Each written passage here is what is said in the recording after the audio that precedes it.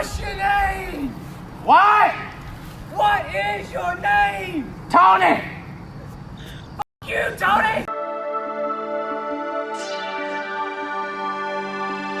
Hey guys, welcome to the Liberal Hive Mind, a channel solely focused on exposing the abundant hypocrisy of the left. You know, they say a picture is worth 1,000 words. Well then I guess a video must be worth even more. And well, this little video clip here, it must be a damn thesis. It's one of those things, you know, when you see this president moving and then you remember where we were just a couple years ago, in the midst of Joe Biden's worst failures, 4 years of incompetence and cover-ups, a president that didn't exist, and a party that didn't give a crap. Well, now as the power pendulum has swung back, it's becoming more and more obvious that one side is trying to build something and the other is just screaming at the sky or calling Sydney Sweeney Hitler on Instagram. I got a viral clip here that just shows how on the ball this president really is. Yeah, no need for a cover-up when this president is actually present and answering questions, and now even engaging with the press while standing on top of a roof at 80 years old. I got a bunch of clips to show you guys. We got some stuff to get into, so let's roll the tape. Alright, so there's a viral video going around right now, and I think it says everything that you need to know. The media has been going on and on lately about Donald Trump's unfitness for office, trying to pull a Joe Biden on him here. But let me ask you, does this look like Joe Biden to you? Mr. President, what are you doing up there? Come down and talk to us. What are you building? Start and look. Are you considering more renovations, sir?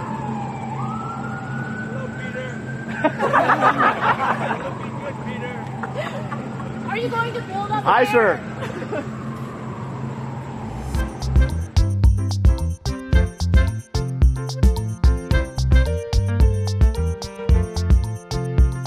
President Trump's literally on the roof at the White House doing an inspection, yelling down to reporters. Seems as though he hears well and engages and comprehends well, unlike the last president. But I mean, come on, this guy's obviously just owning it. Joe Biden couldn't climb upstairs. He had to have a brand new Hollywood set style office made for him. You know, where they did the act every day, or maybe once a week when he was out of the basement. We went from can't speak English in full sentences to conducting full-on press briefings from the rooftop while overseeing massive renovation jobs. I mean, this guy is on top of everything, when the last guy was on top of the beach chair in Delaware. We got Trump a couple days ago breathing down Jerome Powell's neck, doing a full inspection of his construction work over there. So we're taking a look, and it looks like it's about 3.1 billion. It went up a little bit, or a lot.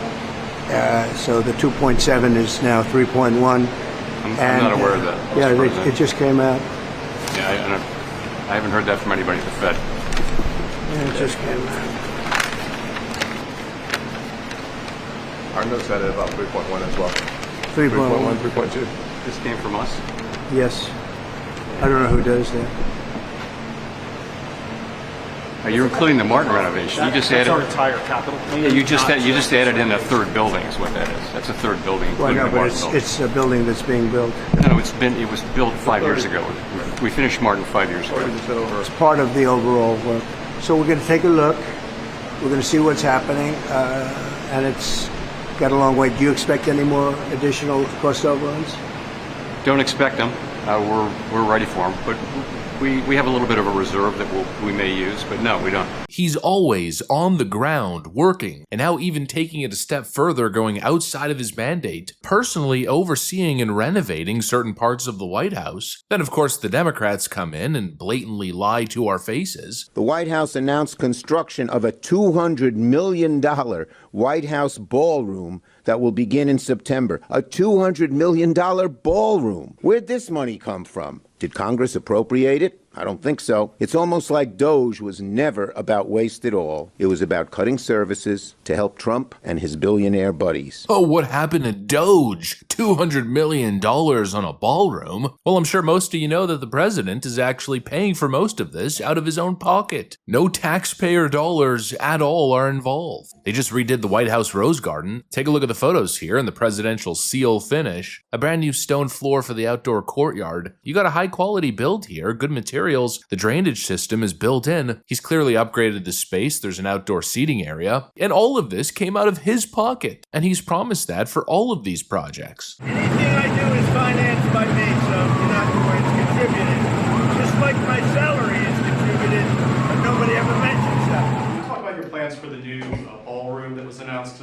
Yeah. And the $200 million, that's going to be paid for by yourself as By well me, as yeah. private donations? It's a private thing. Yeah, I'll do it, and we'll probably have some donors or whatever. But it's about $200 million. We're going to make and build a ballroom, which they've wanted for probably 100 years at the White House. And it'll be a world-class, beautiful ballroom. You will fund it. Yeah. I'm not going to ask the government for money. I'll fund it, and I'm sure we'll have some donations to it. How many donors do you think it's going to take to get the $200 million? Maybe one, me. But you would cut that check yourself?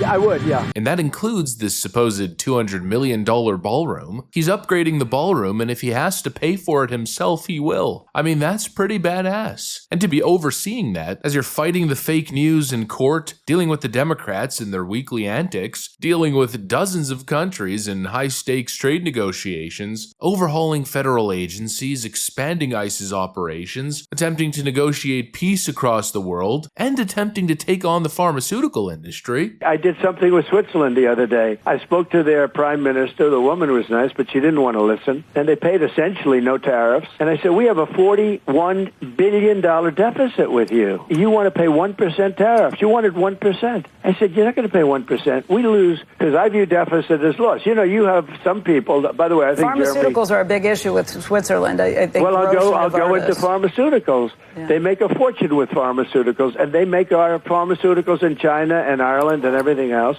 And within the next week or so, we're going to be announcing tariffs on specifically.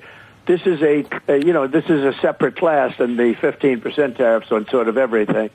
These are excluded classes, I call them. I like to call them excluded, like steel, aluminum, etc. But on pharmaceuticals, we'll be putting a initially small tariff on pharmaceuticals, but in 1 year, 1.5 years maximum, it's going to go to 150%, and then it's going to go to 250%, because we want pharmaceuticals made in our country. Starting today, the United States will no longer subsidize the health care of foreign countries, which is what we were doing. We're subsidizing others' health care, countries where they paid a small fraction of what for the same drug that what we pay many, many times more for.